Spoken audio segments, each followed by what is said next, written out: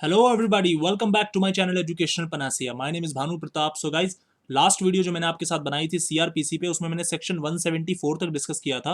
हालांकि मुझे 175 और 76 भी उसी में डिस्कस करना था, बट मेरी लैपटॉप की बैटरी उस टाइम पे डेड होने वाली थी, तो इसलिए मैं वीडियो कंटिन्यू नहीं कर पाया था। तो मैं उसी का कंटिन्यूएशन अभी करवाने वाला हूँ इस वीडियो में। Section 175 and 176 of CrPC. आप मेरे चैनल के बारे में जानने के लिए डिस्क्रिप्शन एक बार जरूर चेक करें, चैनल को सब्सक्राइब जरूर करें। डिस्क्रिप्शन में आपको सीआरपीसी की ये वीडियो नंबर 46 है, और सीआरपीसी के इससे पहले की 45 वीडियोस की जो डिस्क्रिप्शन में आपको लिंक मिल जाएगी प्लेलिस्ट के एक साथ। और इसके अलावा मेरे चैनल पे आपको लेबर लॉस की वीडियो मिल जाएगी, और मैंने जो 3 नए लेबर कोड्स आए हैं जिनके बारे में आपको काफी चैनल्स पे भी मतलब एक एक घंटे की वीडियोस ही मिलेंगे जिसमें थोड़ा बहुत आइडिया दिया हुआ है। मैं उनके ऊपर सीक्वेंस में सेक्शन बाय सेक्शन वीडियो बनाना स्टार्ट कर दिया है। Industrial relation code has started, और code on wages already available है मेरे चैनल पे, आप चेक कर सकते हैं। देखिए, लास्ट वीडियो जो मैंने आपको बताया था सेक्शन 174, तो वो इनफैक्ट इंक्वेस्ट के बारे में बात करता है। और मैंने आपको उसमें बताया था लास्ट सब सेक्शन के अंदर कि जो इंक्वेस्ट करने की पावर है वो आपके डीएम, एसडीएम या फिर एग्जीक्यूटिव मजिस्ट्रेट, जो कि स्टेट गवर्नमेंट या फिर डीएम के द्वारा इंपावर्ड होना चाहिए। मतलब उसको पावर या तो डीएम ने दी हो या तो स्टेट गवर्नमेंट ने डायरेक्ट पावर दी हो। तो इंक्वेस्ट करने का बेसिक पर्पस यही होता था कि वहां पे आपको कॉज ऑफ डेथ, जो अपेरेंट कॉज ऑफ डेथ है, वो उसका पता लग जाए, एक प्रिलिमिनरी इन्वेस्टिगेशन हो जाए। और उसमें फिर मैंने आपको कुछ केसेस बताए थे कि मान लीजिए कि किसी कोई लेडीज वुमेन है, सुसाइड कर लेती है शादी के 7 साल के अंदर, या किसी वुमेन की 7 साल के अंदर मौत हो जाती है, और मौत जो है ना वो रीजनेबल सस्पिशन पैदा करती है कि हाँ किसी और ने इसको शायद मारा है, या फिर उसकी मौत 7 साल के अंदर होती है और परिवार वाले शिकायत कर देते हैं, या फिर कोई अदर रीजन की वजह से पुलिस ऑफिसर को लगता है कि करना चाहिए, वहां पे एक्सपीडियंट लगता है, तो पुलिस ऑफिसर वहां पे क्या करता था कि बॉडी को मेडिकल एग्जामिनेशन के लिए विदाउट द रिस्क ऑफ प्यूट्रेफैक्शन, प्यूट्रेफैक्शन मतलब बॉडी खराब होने के रिस्क को ध्यान में रखते हुए वो उसको सिविल सर्जन के पास ले जाता था। तो अब उसी का कंटिन्यूएशन है कि 175 के अंदर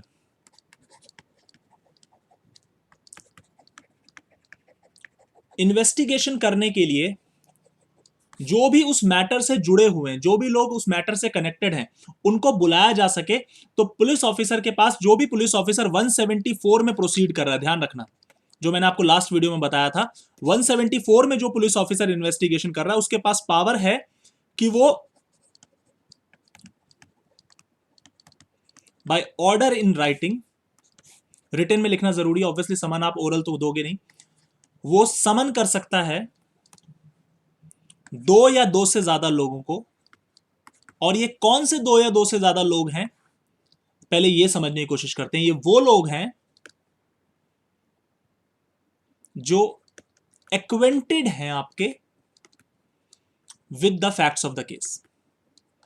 मतलब अगर मैं इसको इजी लैंग्वेज में और सेग्रीगेट करूं, तो इसका मतलब कि जिनका केस से ताल्लुकात है, जिनका केस से लेना देना है, जो 174 में मैटर हुआ था ना कि किसी ने मार दिया, मशीनरी से मौत हो गई, एक्सीडेंट से मौत हो गई, किसी एनिमल ने मार दिया, या फिर किसी दूसरे व्यक्ति ने मार दिया, और पुलिस ऑफिसर को एक रीजनेबल सस्पिशन है, तो अगर उस केस के रिगार्डिंग समन भेज के उनसे पूछताछ करी जा सकती है, 2 या 2 से ज्यादा लोगों से उनको बुलाया जा सकता है, और they are bound to attend and answer all questions truly. अब जरा इसको ना हम पिछले कुछ सेक्शंस के, आपको मैंने 160, 161, 162 ये सब जो एरिया है ना एक अच्छे से करा रखा है मैंने, जजमेंट के साथ एरिया कवर कराया हुआ मैंने। आप डिस्क्रिप्शन में एक बार जरूर देखना है कंटेंट, आपको बहुत अच्छे से समझ में आ जाएगा कॉन्टेक्स्ट। जब इन लोगों को बुलाया जाएगा ना इन्वेस्टिगेशन के लिए, थाने बुलाया गया इनको, तो इसमें फिर वो वाला रूल लग जाएगा कि अगर कोई व्यक्ति सीनियर सिटीजन है, कोई महिला है, कोई 15 साल या से छोटा बच्चा है, अगर उसको बुलाया जा रहा है तो वो आने के लिए मजबूर नहीं है। वो अपने प्लेस मतलब उनकी चॉइस से उस जगह पे रेसिडेंट पे पुलिस जाके खुद इन्वेस्टिगेशन कर सकती है। Point number 1।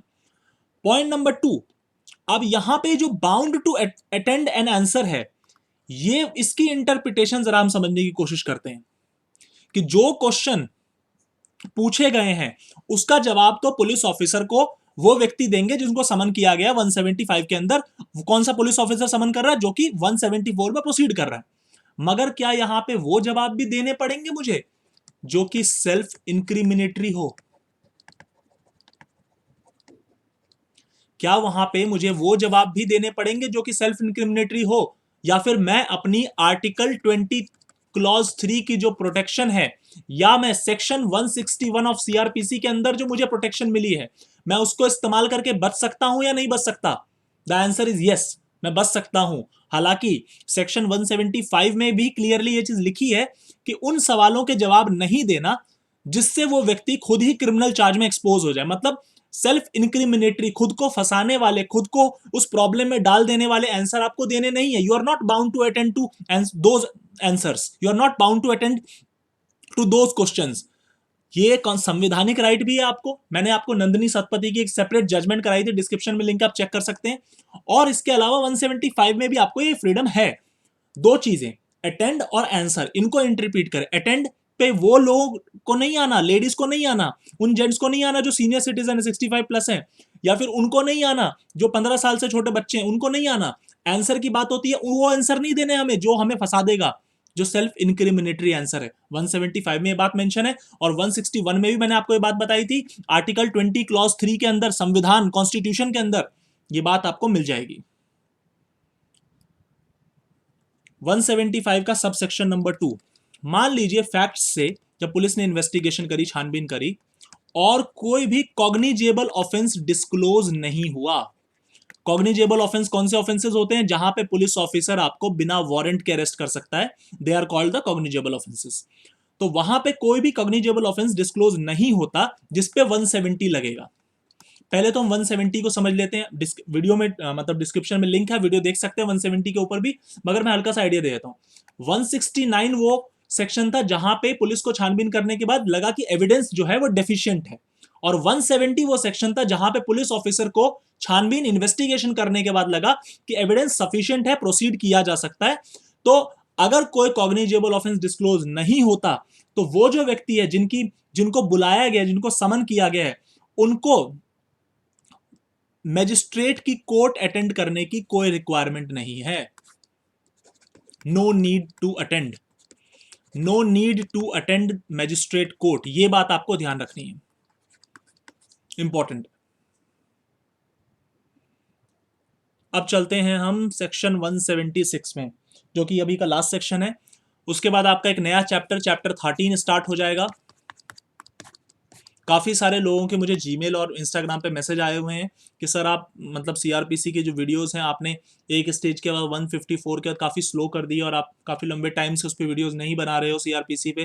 देखिए, मैं एक्चुअली अभी लेबर लॉस की वीडियो में थोड़ा बिजी हूँ, और लेबर कोड्स जो नए आए उनको स्टडी करने में थोड़ा मेरे को टाइम लग रहा है, तो इसलिए मैं उसका कंटेंट पे थोड़ा फोकस कर रहा हूँ। बट मैं कोशिश करूंगा अभी कि मैं दोनों को बैलेंस रखूं, क्योंकि मैंने नवंबर में बैलेंस रखने की कोशिश करी थी। इनफैक्ट अक्टूबर में मैंने दोनों की वीडियोस निकालनी शुरू कर दी थी साथ में। मैं कोशिश करूंगा, विल ट्राई माय बेस्ट कि मैं जनवरी से दोनों की वीडियोस को बैलेंस रखूं, ताकि जो मेरे स्टूडेंट्स लेबर लॉस को देखते हैं उनके भी इंटरेस्ट को किसी तरीके से हार्म ना पहुंचे, और जो मेरे स्टूडेंट्स सीआरपीसी देखते हैं उनके भी। और मुझे सीआरपीसी इनफैक्ट जल्दी कराना भी है, रीजन बीइंग कि मेरा उसके बाद जो टारगेट है वो है एविडेंस, और एविडेंस में मुझे बहुत सारे केसेस कराने। इनफैक्ट सीआरपीसी में मैं काफी केसेस साथ के साथ करा रहा हूं।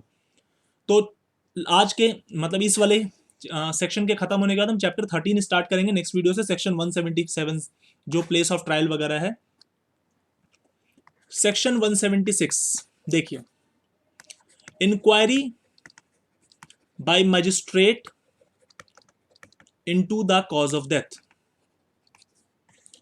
अब आपके दिमाग में एक सवाल आएगा कि सर अभी तो आपने 174 में इंक्वेस्ट कराया था और अभी आप फिर से इंक्वायरी करा रहे हो, इतना कराने की जरूरत क्या? और फिर आप ये भी बोल रहे हो कि सर यहाँ पे तो आप ये एक तरीके के prima facie apparent cause of death को असर्टेन करने के लिए और जो एविडेंसेस स्टार्टिंग स्टेज में होते हैं उसको कलेक्ट करने के लिए किया जाता है, तो फिर आप ये 176 में सेम बात क्यों बोल रहे हो? तो यहाँ पे थोड़ा सा फर्क है। देखिए, सबसेक्शन 1 जब आप इसका देखेंगे ना, तो यहाँ पे क्लियरली दो अलग अलग कैटेगरी है। पहला कैटेगरी देखिए, जब केस वो है जो कि आपके 174 सबसेक्शन 3 क्लॉज 1 एंड क्लॉज 2 में फॉल करता हो। तो सबसे पहले समझते हैं क्लॉज 1 और क्लॉज 2 में केस कौन से थे, जरा वो समझ लेते हैं हम। क्लॉज 1 में आपका केस था, क्लॉज 1 में आपका केस था सुसाइड बाय वुमेन, ये स्पेसिफिक्स 176 स्पेसिफिक केसेस की बात करता है, ये जनरल कंटेक्स्ट में बात नहीं करता है, स्पेसिफिक है ये, इसलिए इंपॉर्टेंट है। Suicide by women within 7 years of marriage, ये एक केस था जो मैंने लास्ट वीडियो में भी आपको बताया था। अब ये टू कौन सा है, देखिए ये टू वाला जो केस है, ये टू कौन सा केस है, जरा टू वाला भी समझते हैं। Death of a women within 7 years, within 7 years, जिससे रीजनेबल सस्पिशन हो कि किसी और ने मारा हो, and there is a reasonable suspicion that somebody else has killed the woman, and there is a reasonable suspicion that somebody else has killed the woman.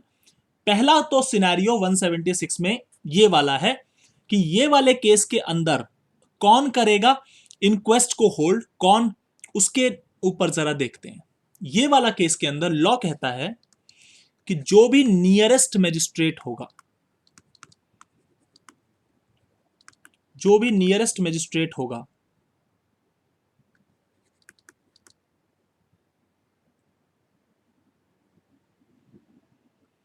वो point number 1।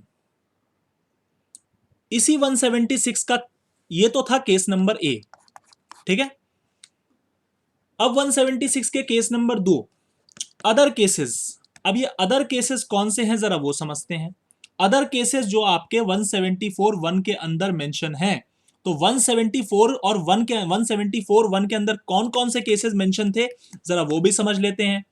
किसी की मशीनरी से मौत हो जाती है, किसी की एनिमल से मौत हो जाती है, किसी ने किसी दूसरे को मार दिया, किसी ने सुसाइड कर लिया, किसी ने सुसाइड कर लिया और वुमेन ने सुसाइड किया 7 साल के अंदर शादी के।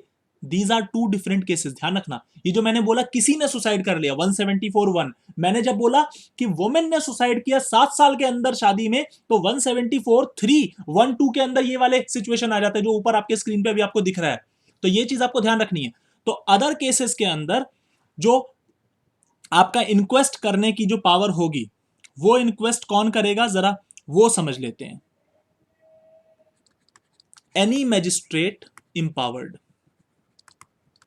एनी मैजिस्ट्रेट इंपावर्ड इंक्वेस्ट कर सकता है,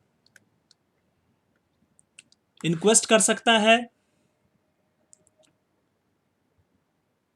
अब देखिए, या तो इंक्वायरी कर सकता है जिसके ऊपर हम 176 में बात करें, या फिर इंक्वेस्ट कंडक्ट कर सकता है, इंक्वायरी की जगह, इंक्वेस्ट की जगह इंक्वायरी कंडक्ट कर सकता है, कॉज ऑफ डेथ का पता लगाना है, ये चीज है। तो वो पुलिस ऑफिसर की इन्वेस्टिगेशन जो हो गई है उसके एडिशन में भी हो सकता है, उसकी जगह पे भी हो सकता है, दोनों ही चीजें हो सकती है। तो वहां पे जब वो चीज कर रहा होगा तो वो इंक्वायरी करते वक्त जो जो पावर है वो सारी पावर उस मैजिस्ट्रेट के पास होगी। लेकिन केसेस दो डिफरेंट डिफरेंट है, ये बात आप ध्यान रखना, वरना आप कंफ्यूज हो जाएंगे और आपका आंसर गलत हो जाएगा। ये तो है आपका subsection 1। Now coming upon subsection 1A, और ये इंपॉर्टेंट है क्योंकि ये जो सबसेक्शन 1A है आपका, ये आपका 2005 की अमेंडमेंट है। और अगर आपको पता हो तो 2005, 9 और 13 में काफी इंपॉर्टेंट अमेंडमेंट्स आई हुई हैं सीआरपीसी के अंदर। ये आपके 2005 के अमेंडमेंट है। देखिए, ये वाला सबसेक्शन 1A कहता है अगर किसी व्यक्ति की मौत हो जाती है इन custody of police, in custody of police और इन अदर कस्टडी, ये अदर कस्टडी कह के पुलिस कस्टडी के अलावा जो अदर कस्टडी की बात हो रही है कि हाँ किसकी बात कर रहे हैं, जुडिशियल मजिस्ट्रेट के अंदर जो कस्टडी होती है। हालांकि जुडिशियल मजिस्ट्रेट के अंदर वाली कस्टडी में उसने रहना जेल के अंदर ही है, जज के पास थोड़ी रहेगा वो, तो उस केस में भी, लेकिन वो जुडिशियल मजिस्ट्रेट की जुडिशियल कस्टडी हो गई और पुलिस कस्टडी अलग हो गई।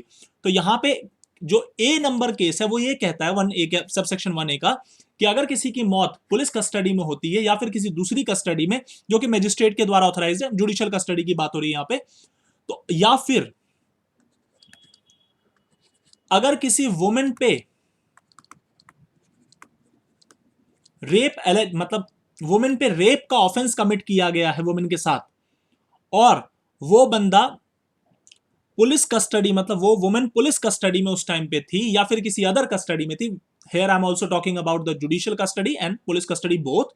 तो यहां पे दोनों ही केस के अंदर अब वहां पे जो इंक्वायरी करी जाएगी, कंडक्ट, वो इंक्वायरी जुडिशियल मैजिस्ट्रेट करेगा या मेट्रोपॉलिटन मैजिस्ट्रेट कंडक्ट करेगा। ऑब्वियसली मेट्रोपॉलिटन सिटीज है तो एमएम करेगा, नहीं तो अदर सिटीज में जेएम करेगा, ठीक है। तो जुडिशियल मैजिस्ट्रेट या एमएम करेगा वहां पे इंक्वायरी, और कौन सा जेएम या एमएम करेगा? जिसकी लोकल जुरिस्डिक्शन में ऑफेंस कमिट किया गया है। मतलब वो थाना जिस अदालत के अंदर आता है, जिस कोर्ट के अंदर वो थाना, वो कस्टडी, पुलिस कस्टडी फॉल करती है, जहां पे रेप या फिर मर्डर किसी बंदे का की मौत हुई है, तो वो वहां का जो जेएम या एमएम होगा वो उस मैटर को टेकअप करेगा। Point number 1। पॉइंट नंबर 2, क्या उस मैटर के रिगार्डिंग मैजिस्ट्रेट के पास एविडेंस रिकॉर्ड करने की पावर है? Yes, the answer is yes, magistrate can record the evidence.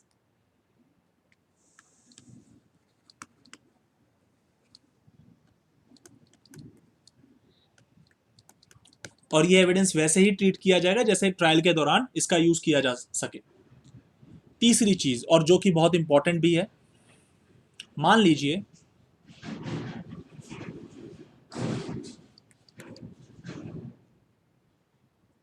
किसी डेड बॉडी की एग्जामिनेशन करना है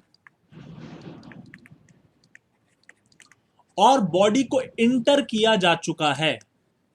इंटर्ड का मतलब होता है, इंटर मतलब होता है कि बॉडी को ग्रेव में डाला जा चुका है, बॉडी को गाड़ा जा चुका है, ठीक है, जमीन के अंदर बरी कर दिया जा चुका है। किसी के मरने के बाद बॉडी को बरी किया जाता है या फिर बॉडी को जलाते हैं, तो बॉडी को बरी कर दिया जा चुका है।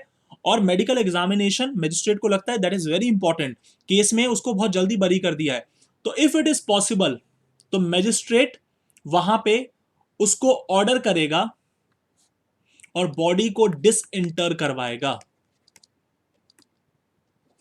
If that is important for the case, if that is important for to discover the cause of the death, if that is important for the examination and taking the evidence, तो magistrate has the power, magistrate can order the body to be disinterred। disinterred मतलब unbury the body, मतलब अगर possible है तो, अगर नहीं possible होगा तो obviously that cannot be done।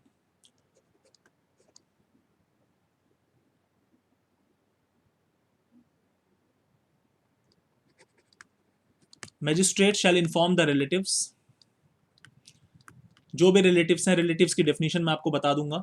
देखिए, रिलेटिव की डेफिनेशन में आपके पेरेंट्स आ जाएंगे, चिल्ड्रन आ जाएंगे, ब्रदर, सिस्टर और स्पाउस आ जाएंगी। ये 5 चीजें रिलेटिव की डेफिनेशन में लिखी है। तो मैजिस्ट्रेट जो भी रिलेटिव्स होंगे उनको इन्फॉर्म कर देगा कि जब तक इंक्वायरी चल रही है तब तक आपको प्रेजेंट रहना है, कोई कहीं छोड़ के, देश छोड़ के नहीं भागेगा, कोई कहीं फ्ली नहीं करेगा, आप लोग को अवेलेबल रहना है। ये चीजें कहना है इसके अंदर, subsection 4। Now the last subsection, जो भी जेएम तो स्पेसिफिकली आपका 1A वाले कैटेगरी में कर रहा था। इसके अलावा अगर कोई ईएम है या फिर कोई पुलिस ऑफिसर इन्वेस्टिगेशन को कर रहा है तो उसकी ड्यूटी क्या है? With in 24 hours of death, ये चीज ध्यान रखना, with in 24 hours of death body को फॉरवर्ड किया जाए। और ये एक तरीके की ड्यूटी भी है। कहीं पे जब पुलिस यहाँ पे लैग करती है ना बॉडी को फॉरवर्ड करने में, तो उसमें पुलिस पे काफी सस्पिशन रेज हो जाता है कई सारे केसेस के अंदर। तो बॉडी को फॉरवर्ड किया जाए किसको? नियरेस्ट सिविल सर्जन को। नियरेस्ट सिविल सर्जन या फिर कोई भी other medical qualified medical officer हो, अपॉइंटेड हो स्टेट गवर्नमेंट के द्वारा, तो वो कर सकता है। नियरेस्ट सिविल सर्जन को। पर्पस क्या है? ऑब्वियसली एग्जामिनेशन बॉडी का, क्योंकि बॉडी के खराब होने के चांसेस हैं अगर बॉडी को जल्दी से जल्दी सिविल सर्जन के पास एग्जामिनेशन के लिए नहीं पहुंचाया गया, तो इसलिए 24 आवर्स के अंदर इस चीज को किया जाता है। तो ये आपका 176 था। तो नेक्स्ट वीडियो सीआरपीसी की आपके साथ जो बनेगी वो 177 से कराऊंगा, जुरिस्डिक्शन वाला एरिया। उसके बाद फिर हम कॉग्निजेंस वाले में पहुंच जाएंगे, जो कि सबसे इंपॉर्टेंट सीआरपीसी का कंटेंट है। उसके बाद जो 40-50 सेक्शन है वो इनफैक्ट पूरे सीआरपीसी का क्रक्स है। Thank you so much guys for giving your precious time to me. Thank you very much.